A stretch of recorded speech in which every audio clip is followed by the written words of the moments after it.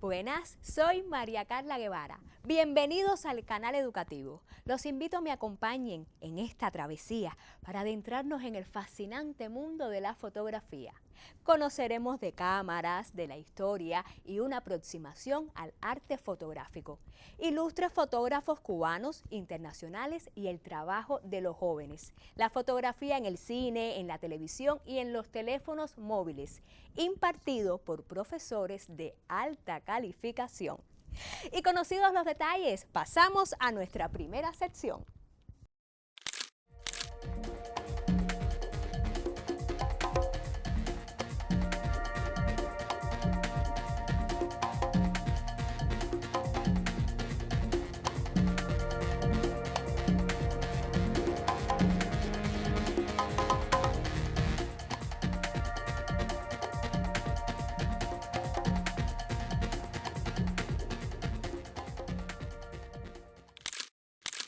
Ramón Cabrales Rosabal, crítico, conferencista e historiador de fotografía, profesor titular de Arte y Fotografía de la Facultad de Comunicación de la Universidad de La Habana. Ha impartido docencia por más de 30 años en centros culturales de Cuba y el mundo. Además, en el 2011 fundó junto a Rufino del Valle la primera escuela de fotografía en Cuba. Bienvenido, profesor. Un placer enorme estar compartiendo contigo y hablar de fotografía y de la enseñanza de la fotografía. Muchas gracias. Es una gran satisfacción para nosotros que nos muestre su pasión por este tan importante arte. Encantado. Profesor, ¿qué nos puede decir sobre el surgimiento de la cámara fotográfica? Mira, si vamos a hablar del surgimiento de la cámara, bueno, sería el surgimiento de la fotografía como tal. Habría que remontarse al siglo V a.C., cuando un chino en China, un investigador descubrió o habló por primera vez, hay un escrito donde él habla de que era una cámara oscura, que es la base de la cámara actual fotográfica. Toda cámara actual es una cámara oscura. O sea, el origen está en la antigüedad. Ese señor se llamaba Moti o Moti en chino. Después ya incluso Aristóteles, el famoso filósofo griego, el profesor de Alejandro Magno, habló también de la cámara oscura ya en el siglo IV.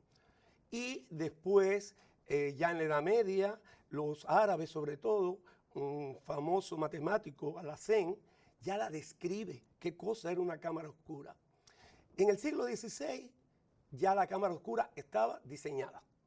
O sea, ya incluso los pintores la usaban como un medio para ellos pintar, porque creaban unas cámaras, se metían dentro de la cámara, y se formaba una imagen dentro de la cámara, porque ahora te voy a describir qué cosa es una cámara oscura. Entonces la usaban.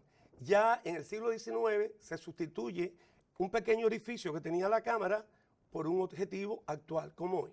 Ahora, ¿qué cosa es la cámara oscura? Es una caja herméticamente cerrada, donde no entra luz por ninguna parte, donde hay una oscuridad total, y en una de esas 4 paredes que la rodean se abre un pequeño orificio. Orificio que hace que la luz se difracte ahí, porque la luz es la materia prima con la que se hace la fotografía.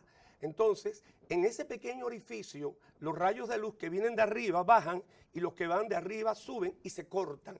Eso es un fenómeno mágico, pienso yo, porque en ese orificio ahí se forma la imagen. Increíblemente, mágicamente, ahí se forma la imagen. Y esa imagen se proyecta hacia el fondo de la cámara y ahí podemos ver la imagen incluso invertida, porque el rayo que bajó va abajo y el que subió va arriba y la imagen se invierte. Eso sigue ocurriendo en la cámara actual todavía. Imagínate una cajita de zapatos, que tú la hermetizas, la pintas de negro por dentro y en una de las paredes abres un pequeño orificio del tamaño de una aguja. Tiene que ser muy pequeñito, porque si abres mucho el orificio, entra el chorro de luz y no pasa nada. Claro. Es decir, hay que lograr que los rayos de luz que van paralelos en un momento se crucen. Eso es difracción, es una propiedad de la luz. Y ahí, increíblemente, se forma un centro óptico. Ahí se forma la imagen. Esa imagen se proyecta y va al fondo de la cámara y la puedes ver. Si tú en el fondo de la imagen pusieras un material fotosensible a la luz, se graba la imagen ahí. Ese es el origen de la cámara oscura. Y es el origen de toda cámara fotográfica actual. Y, por ejemplo, ¿cuánto tiempo demoraba en realizarse una foto? Bueno, imagínate, las primeras cámaras oscuras no se usaba la fotografía como tal, porque para eso también tenía que desarrollarse la óptica, tuvo que desarrollarse los lentes cóncavos y convexos. ¿Para qué? Para sustituir ese orificio, porque imagínate, sería muy rudimentario tener una cámara de actual, que todavía existen y hay fotógrafos que la usan, se llaman cámaras estenopeicas. Pero ese orificio había que sustituirlo por cristales muy pulidos, en forma cóncava, que lograban que los rayos de luz que llegaban paralelos, cuando lo atravesaran, se unieran en un punto y se formara la imagen dentro. Y ahí se forma, así se forma hoy en día, gracias al objetivo de la cámara y a las lentes de cristales que están dentro. Entonces, las primeras eran muy rudimentarias y desde luego, fíjate que la primera fotografía que se tomó, que se tiene... hoy en día se sabe que es la primera, la tomó Joseph Niepce en Francia en 1826, duró 8 horas. 8 horas. Él puso su cámara a las 8 de la mañana y la cerró a las 8 de la noche para lograr una imagen que se llama Desde la ventana de Grasse, porque él era un hombre rico y puso la cámara en su castillo y tomó parte del castillo como tal, y duró 8 horas. Después los tiempos de exposición fueron muy largos. Podía durar media hora, 15 minutos, y así pero cuando empieza a desarrollarse fundamentalmente la fotografía. Porque a partir de Niepce hay un gran interés por grabar imágenes. Porque hasta el momento se podía formar la imagen dentro de la cámara, pero no se grababa. Porque también la química tuvo que desarrollarse. Las sustancias fotoquímicas, las sustancias que reaccionaban con la luz. Y sobre todo las sales de plata. Hoy en día se sabe que hay 36 sustancias que reaccionan con la luz, pero fundamentalmente se usan las sales de plata, fundamentalmente el bromuro de plata. Y se crearon, después ya vendrían las películas y una serie de cosas. Pero tú podías poner, tal vez allá atrás en la cámara oscura, un papel con una sustancia viscosa, con una emulsión, con sales de plata, y ahí se formaba una imagen latente. Y eso fue lo que hizo Niepce como tal. La primera técnica que ocurre es el daguerrotipo, porque a partir de lo que hizo Niepce, Louis Daguerre, que era un gran empresario, realmente él vio que ahí había negocio, que podía sacar dinero de aquello, y entonces él hace un contrato con Niepce para desarrollar esa cámara que Niepce había hecho con su primera foto, y logran formar lo que después se le llamó daguerrotipo. Esa primera se da a conocer al mundo el daguerrotipo el 19 de agosto de 1839. Esa es la fecha en que se conoce la fotografía por primera vez en París, frente a todos los científicos de la Academia de Ciencias de París y frente a los intelectuales y artistas de la Academia de Bellas Artes. Por eso yo siempre digo que la fotografía surgió como una técnica, pero surgió también como un arte. Y eso ocurrió, ya te digo, en esa fecha. Se demoraban 2 minutos, 3 minutos en hacer una foto como tal, pero ya se podía imprimir fotos. Y es la primera técnica que hay, el daguerrotipo. ¿Y en qué consiste el daguerrotipo? El daguerrotipo era una fotografía positiva, o sea, era esa cámara oscura y en la parte de atrás se ponía un metal y en ese metal se formaba la imagen. Muchísimas gracias, profesor. Y nosotros nos vemos la próxima semana en la sección La Cámara.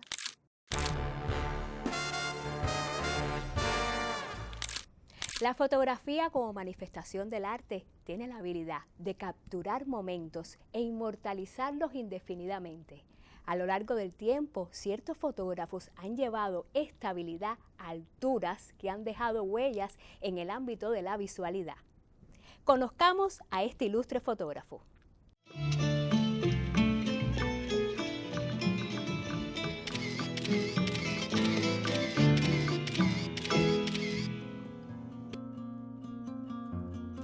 Ansel Adams, nacido en San Francisco, California, en 1902, fue un fotógrafo y medioambientalista que se dedicó a conservar la naturaleza en su estado más puro. Su estilo es fácilmente reconocido. Adams solo toma fotos en blanco y negro en un formato grande, lo cual le ayuda a resaltar la nitidez de su fotografía. Su revolucionaria utilización de los sistemas de zonas y su dedicación inquebrantable a la conservación ejercieron un impacto tanto en la expresión como en la conciencia ambientalista. Entre sus obras notables está El Valle de Yosemite, publicado en 1941. Esta foto irradia el profundo efecto de capturar hábilmente el valle cubierto de un manto de nieve, resaltando su belleza tranquila.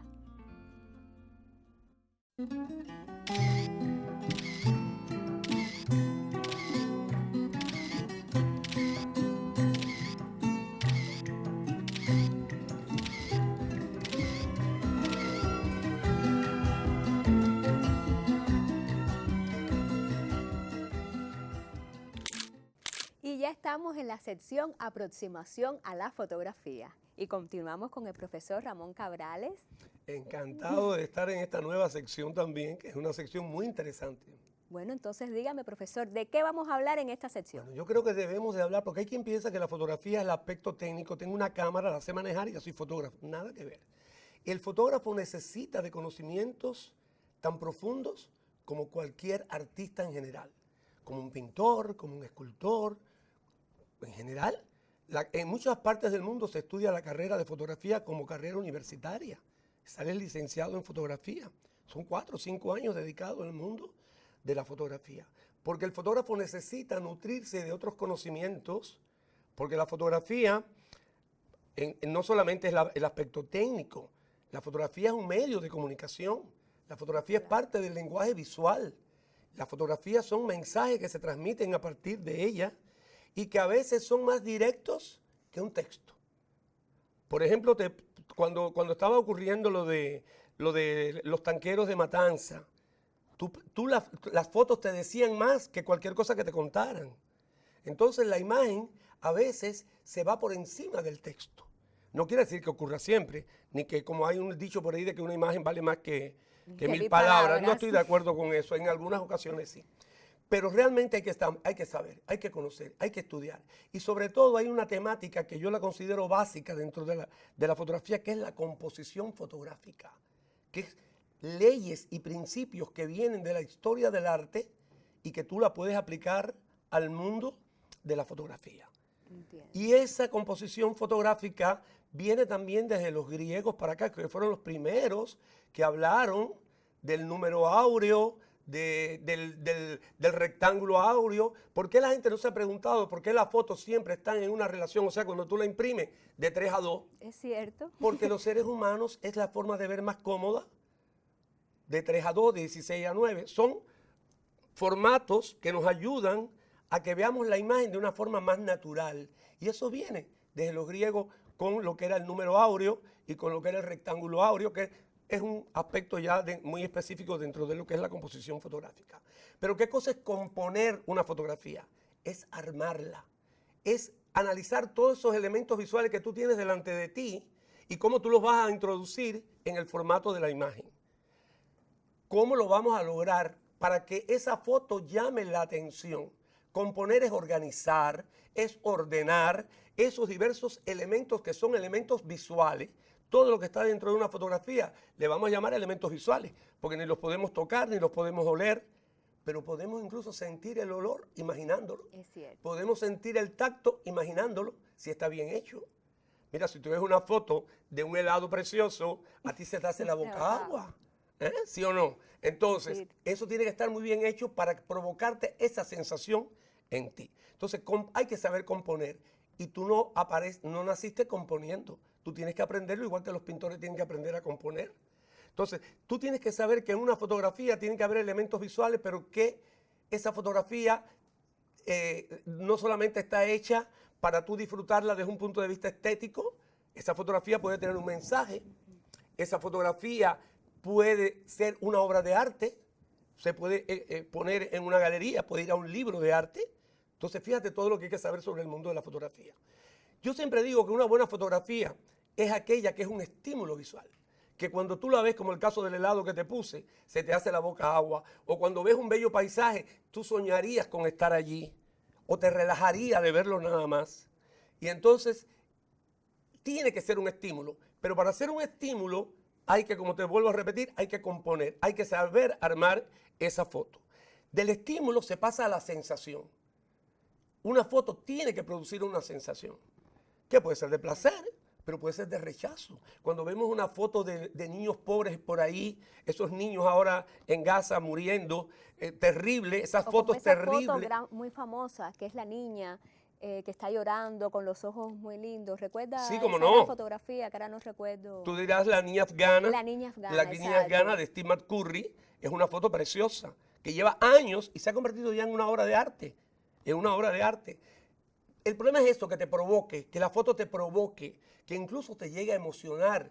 Y eso es lo que hacen los pintores, buscar la sinestesia, buscar que el individuo, el receptor, le llame la atención. Por eso cuando el fotógrafo no solamente puede pensar como artista, que claro, todo artista es individualista y le gusta expresarse a través de sus imágenes, pero tiene que pensar que esas fotos van a ser vistas. Yo le digo a mis alumnos, las fotos no se hacen para guardarlas en una gaveta. Y más hoy en día que tenemos Instagram, Facebook, pero para subir una foto a esos lugares, la foto tiene que estar bien hecha. Lo primero que hay que saber es hacer fotos, ser creativos haciéndolo, y eso hay que estudiarlo.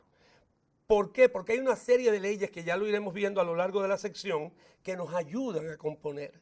No quiere decir, como algunas personas piensan, que no, porque yo tengo talento para la fotografía y me salen bien. Es posible que te salgan bien, pero si tú estudias todos esos principios y esas leyes que vienen del arte, vienen de la experiencia del ser humano, obviamente vas a lograr mejores fotografías. Porque tú tienes que pensar en que hay un receptor que va a ver esa fotografía. Y como decía Umberto Eco, el famoso semiótico, él decía que una imagen no se convierte en una obra de arte mientras el observador no la ve, mientras el público no la ve, y que las obras son obras abiertas. O sea, el fotógrafo te hace una foto, pero hasta que tú no la enseñas, hasta que tú no la muestras y ese receptor la ve, entonces es cuando esa foto, como esa misma que no se te ha olvidado a ti nunca, exacto, porque es una obra de arte, entonces esas fotos pasan a tu yo interior, se quedan guardadas en tu memoria y es lo que llamamos después una ley que es muy típica dentro del arte, que es la ley de la experiencia. Cuando tú has visto algo y lo vuelves a ver o algo te recuerda algo, eso ya hace que esa foto te llame la atención. Desde luego, las fotografías no solamente están hechas para el espectador neófito que no sabe nada, también está hecha para los críticos de arte, también está hecha para los especialistas, están hechos para los analistas. Por lo tanto, también la fotografía hay que aprenderla a analizar. ¿A qué género pertenece? ¿En qué contexto se hizo? ¿Quién fue el autor de esa obra? ¿Por qué la hizo? ¿Qué ideología tenía ese hombre? Entiendo. ¿A qué religión pertenecía? O sea, todo eso influye en la obra del artista. Claro. Y, por ejemplo, a la hora de componer, ¿qué debo tener en cuenta? Por ejemplo, en un paisaje. Ajá. Bueno, un paisaje es una obra que sobre todo es un género que casi todo el mundo hace. Porque cuando tú vas a cualquier lado, vas a regla y tú quieres llevarte a regla. Como un recuerdo como tal. Un paisaje es un género muy simple. Porque en un paisaje predomina más el espacio que algo, un motivo en particular que sería el centro de interés, que de eso te quiero hablar en el próximo programa. ¿Qué cosa es un centro de interés? Muchas gracias, profesor. Cuántas cosas hemos aprendido hoy. Y seguiremos aprendiendo. Así mismo. Pero nosotros seguimos y continuamos descubriendo la fotografía.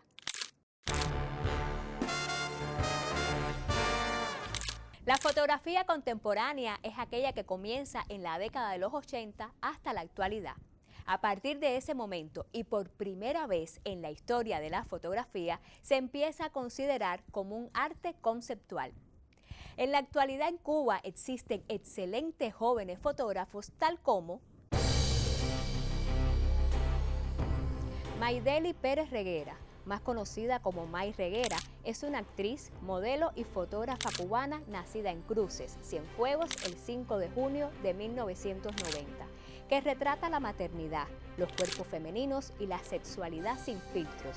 Es una notable fotógrafa que logra crear ambientes íntimos, dando lugar a piezas visuales que impactan por el grado de cercanía que sentimos respecto a los modelos. De igual modo, destacan sus coloridos y vibrantes autorretratos, donde May explora diferentes poses y materiales para darle mayor potencia a la imagen.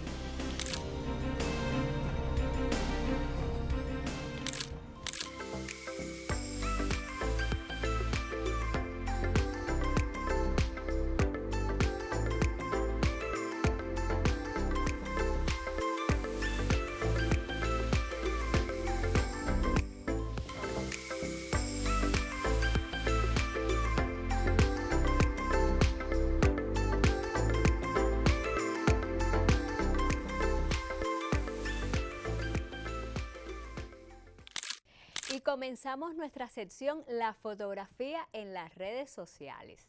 Yo sé que a veces nos creemos grandes fotógrafos con un móvil en la mano por la calle haciendo fotos, le ponemos un par de filtros, la subimos y ya creemos que somos los grandes fotógrafos, pero no. Y para que podamos aprender sobre cómo lograr hacer una muy buena foto con tu móvil, acá tengo a mi lado al fotógrafo Otto Acosta. Bienvenido. Muchísimas gracias por estar acá en el programa con nosotros. Un placer estar acá, acompañarlos en este programa y bueno, específicamente en esta sección como tal. Que es una sección muy interesante. Entonces dime, tenemos un móvil y ¿cómo podemos lograr hacer una foto profesional con un teléfono? ¿Qué depende? ¿Qué herramientas tengo que tener en el teléfono para poder hacer una gran foto? Bueno, mira, primero que todo tenemos que tener presente, ¿no?, de que un teléfono no es una cámara. Hay que buscar dentro del teléfono como tal un modo pro para poder cambiar diferentes valores que nos van a permitir lograr una foto como si estuviésemos trabajando en la cámara con el modo manual. Quizás hay teléfonos que por el tipo de gama que tienen no te permiten, o sea, tener este modo pro, y para eso puedes buscar aplicaciones que te permitan configurar la cámara. Entonces, ya a partir de esto, bueno, ya es empezar a hacer la foto y tener presente muchas cosas. Una de ellas, por ejemplo, es la limpieza del lente de la cámara. Muchas veces vamos caminando, lo tenemos en el bolsillo por el calor que hace. Cuando sacamos el teléfono, la cámara tiende a estar empañada. Y así mismo cogemos y tiramos la foto. No, ajá, y bueno, y tú dices, bueno, ¿y qué le pasa? Oye, qué mal, se me rompió el teléfono. Y no, es una cosa fundamental de que simplemente no limpiaste la cámara del teléfono y ya por ahí tu fotografía se va a ver afectada. Y creo que le sucede a mucha gente por lo que he podido apreciar, ¿no? De que hay personas que quizás en un momento determinado quieren hacer una foto o lo llevas en el bolso con algo y tiene una basurita y que te obstruye en el lente y bueno, y no te deja hacer la foto como mismo lo estás viendo en ese momento. O sea, te viene siendo como un churre en la foto ahí. Y por ejemplo, ¿qué tipo de aplicaciones se pueden descargar para hacer una buena foto? Bueno, hay aplicaciones que como está Cámara Pro, o sea, que lo que te va a hacer es permitir cambiar los valores de la cámara, como la velocidad de obturación, el ISO, que bueno, ya han hablado aquí más o menos anteriormente, ¿no?, sobre el tema de la cámara, de estos valores, en cuanto a la hora de hacer la fotografía como tal. Incluso hay algunos que según el teléfono que tengas te permitirá hasta poder enfocar manual o automático. Y por ejemplo, un teléfono de gama alta, ellos sí traen consigo configuraciones para hacer una foto, por ejemplo, un paisaje. ¿Cómo debo configurar el teléfono? Ajá, bueno, para hacer una fotografía de paisaje y no hacer lo que normalmente decimos que es la fotografía móvil, muchas personas por ahí lo dicen que es apretar un botón y ya. O sea, cuando tú lo llevas al modo pro, o sea, cada teléfono, por ejemplo, tiene el modo pro escondido, no, sino ubicado en alguna parte de la cámara. Lo mismo puede estar abajo cuando deslizas, que cambias entre los modos de fotografía o video. Podrás tener una opción que diga fotografía pro o si no, más, que te da un menú aparte donde puedes configurarlo. Una vez que lo tenemos configurado, pues bueno, ahí tendríamos que buscar, por ejemplo, el diafragma. Cerrar un poquitico el diafragma para tratar de tener enfocado todo lo que más se pueda. Tenemos que tener siempre presente también que no es lo mismo un teléfono a una cámara fotográfica. Claro. La calidad ahí nos va a variar mucho y las opciones también. Porque aunque ahora mismo con las nuevas tecnologías que hay, se le puede añadir un lente a la cámara. O sea, ya la cámara tiene su lente propio como tal. Lo que le estás poniendo es un adaptador que puede ayudarte o no en dependencia de la foto que quieras lograr.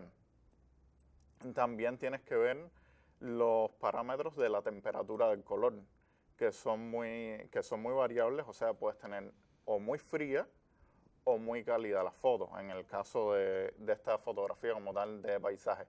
Y bueno, la velocidad, que tendría que ser una velocidad quizás un poquitico rápida, en dependencia también según el horario en el que lo vayas a hacer. para que te permita captar más luz o menos luz. Y por ejemplo, en las fotos nocturnas, ¿cómo las recomiendas? Las fotos nocturnas muchas veces, o sea, nos vamos a notar que si lo hacemos a mano nos pueden quedar movidas. Ajá. ¿Y por qué nos quedan movidas? Precisamente porque una fotografía nocturna casi siempre le damos una exposición más larga, o sea que esté abierto. Pero al tener el móvil en la mano, mentira, siempre puede vibrar un poco y va a hacer que esta foto nos quede movida.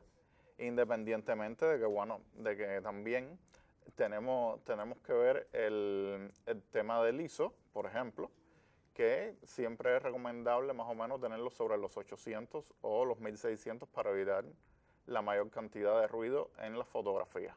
Muchísimas gracias, pero todavía tenemos varias sesiones para seguir Claro, dialogando. por supuesto, hay muchas más cosas en las que podemos trabajar sobre la fotografía móvil, ¿cómo que no? Exactamente, así que ustedes no se preocupen porque tenemos varias sesiones sobre este tema. Pero nosotros seguimos aquí descubriendo la fotografía.